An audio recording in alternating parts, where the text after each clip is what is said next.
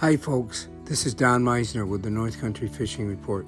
You know, in the past I've told you about how I like to use little lures when I'm fishing for bass. And a lot of times people think, oh no, they got to have bigger hooks, they're not going to get the hook set.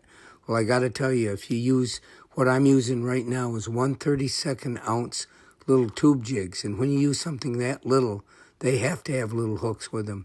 And here's one of the problems I find with it. It isn't that you're not going to hook the fish. It's that every single fish you have strike, you're going to hook. And then you have the thing of how do you get your hand in some of their mouths to get that little hook out. It's not an easy thing to do. And if that little hook, if they take it in one gulp, when they strike that lure, they're going to gulp it and swallow it. They have that type of technique that they do when they're feeding. They take it in one swipe and swallow it. And if they've swallowed, that little hook is going to get in their stomach. Well, here's what I would suggest you do.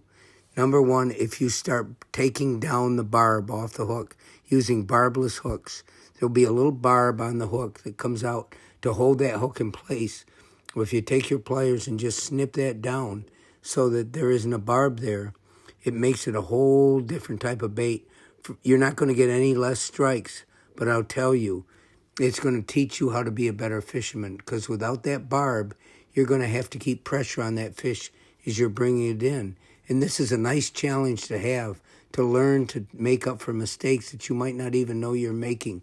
Every time you give slack into that line, if you lower that rod right at the moment when that fish might be making a run or something, you give it any little lack of pressure on that line, and it gives it an excuse to be able to flip that hook out. So, excuse me, by using a barbless hook, you're really going to make yourself a better fisherman.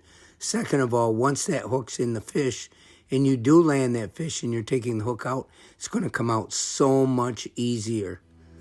So, until next time, folks, this is Don Meissner with the North Country Fishing Report.